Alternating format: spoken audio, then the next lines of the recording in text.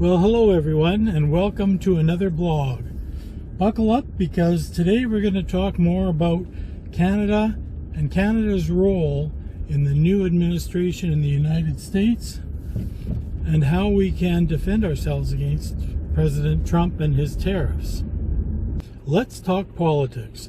The United States has not been a friendly neighbor. At least the President of the United States, Donald Trump, has threatened Canada, has acted in a very undiplomatic, unpresidential manner in calling our Prime Minister governor of the 51st state, and a whole slew of other things that you've heard time and time again. So I'm not going to rehash everything that President Trump has done.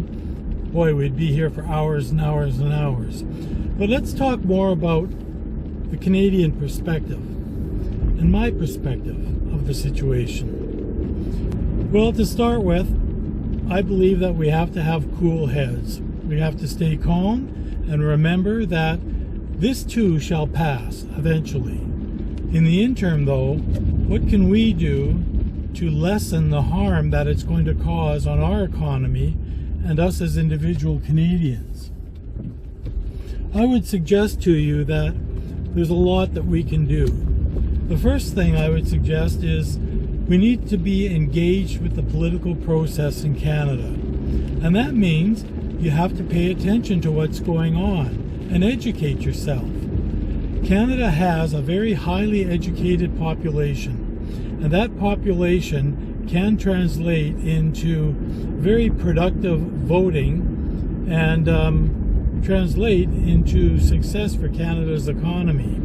In other words, we can't be voting emotionally. We can't be going off the handle at every little thing that Trump says. We need to think this through methodically and in a way that we can best understand it, try to simplify it, cut through the noise and find out what's really, really happening.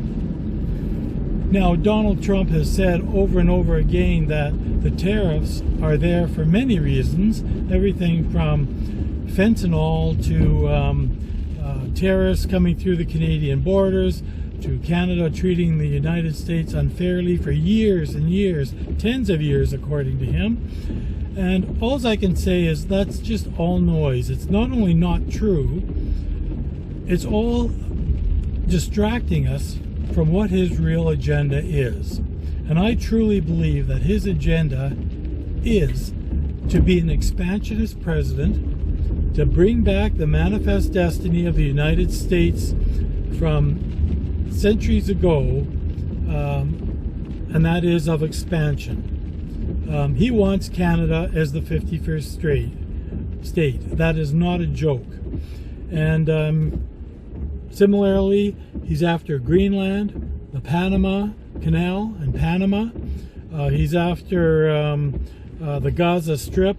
Everything he talks about is about taking advantage of another nation or another country. He says every country in the world has taken advantage of the United States and given them a raw deal. Well, excuse me, the United States is the most powerful, most economically advanced country in the world, and they're being taken advantage of for eons and centuries. Come on now. You know that he's pushing his limit with saying all of that. So that's just not true. He wants to be known as the president that goes down in history as being the one who expanded the empire, and he wants his name in the history books to reflect the fact that he did something phenomenal for the United States. Even if that something phenomenal is breaking the country apart and tearing apart the economy, and it goes against the wishes of the majority of the Canadian public, of the American public as well. So, you know, there's lots of ways to look at this, but the way I see it, there is no compromise. There is no negotiating. This isn't about a trade war, although he's using that to distract us. This is about a fundamental political agenda that he has in his mind, and quite frankly, I'm not sure he's going to stop until he gets what he wants, or or until the American people rise up and force him to stop. Because I say that not only for the American people to protect Canada for what's about to come, but also to protect their own country, most importantly. The United States has always been built upon the pillars of democracy and freedom of choice. And Trump is now destroying all of that with his latest presidential orders and you know, Doge, and bringing in Elon Musk, who's not even an elected person, to do the damage on Donald Trump's behalf. See, Trump is protecting himself by bringing in Elon Musk. He really is. And there's another theory that Elon Musk is actually in it for his own benefit, and when the time comes, he'll get rid of Trump, and the damage will have been done, and these oligarchs that Trump is producing and letting settle into the United States will really be running the shots. In fact, some people would say they're running the shots now. But, you know, let's not start conspiracy theories or things that we can't back up with fact. I mean, one of the things that we have to be careful of, too, is when we talk about Canada and the United States and politics in general, is to try to keep it fact-based. We want to keep away from the emotional part of everything. It's tough to not get emotional when it's your country's sovereignty that is being threatened. But it is important to make sure that when we're posting things on social media and discussing things in public with our friends and neighbors and fellow comrades, that we're talking about facts and not fiction. We can't be making up stories or stretching the truth.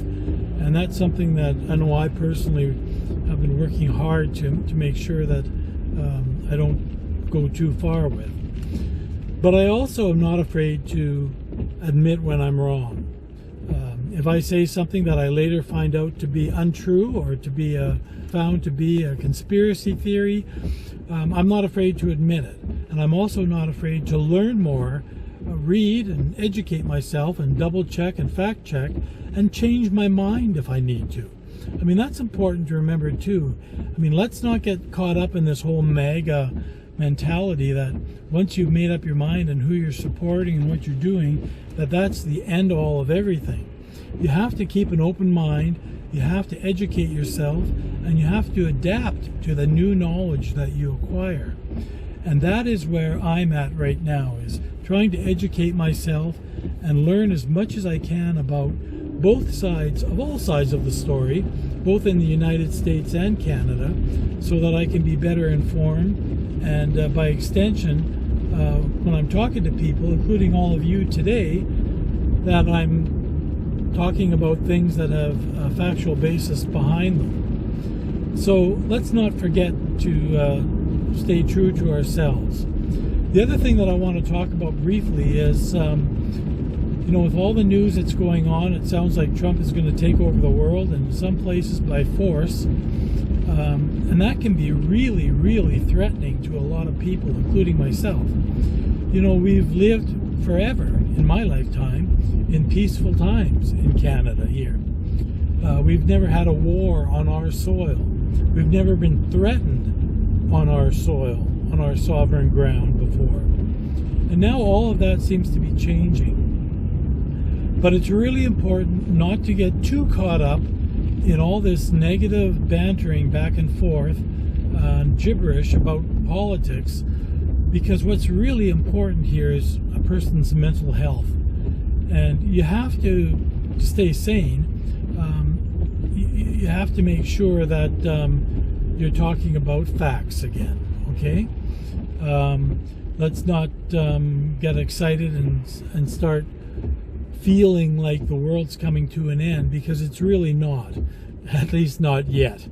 And we'll do everything in our power, you, me, the governments on both sides, hopefully, the people on both sides of the border for sure. We've got to stop this or mitigate further damage before it happens. And it just makes for interesting conversation, and I think it's important that we do talk about it, because everything starts with a thought and conversation. If you can't talk about an issue, you're not going to get anywhere. You can't be like Trump was with Zelensky in the Oval Office and just start manhandling and bullying somebody into your way of thinking. You've got to listen to both sides. You've got to educate yourself, and you've got to understand where people are coming from. Because lo and behold, you have to remember that it's the policies and thoughts of other people that you might feel that you don't align with, but it's not the people themselves. It's the government. It's the administration and the policy that really matters. So we have to work to make sure that people, by extension, are getting the information they need, and they understand the choices that they're making. So they're making informed decisions and voting with an informed state of mind. So that's really important. And then there's other things that we can talk about in some of the other blogs here. I encourage you to look up the one on Canada's Flag Day. I've also written a piece on 10 ways that we can make a difference in what's happening in the world today.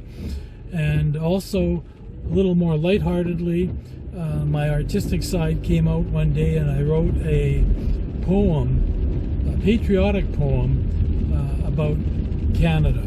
So check out those other blogs. Let me know what you think, and come back often to this site, as I'll be updating frequently on the latest of what's happening and my thoughts on where we're at with Canada, the US, and really everything Canadiana.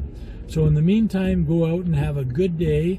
Don't let the news get you down, and we'll see you soon.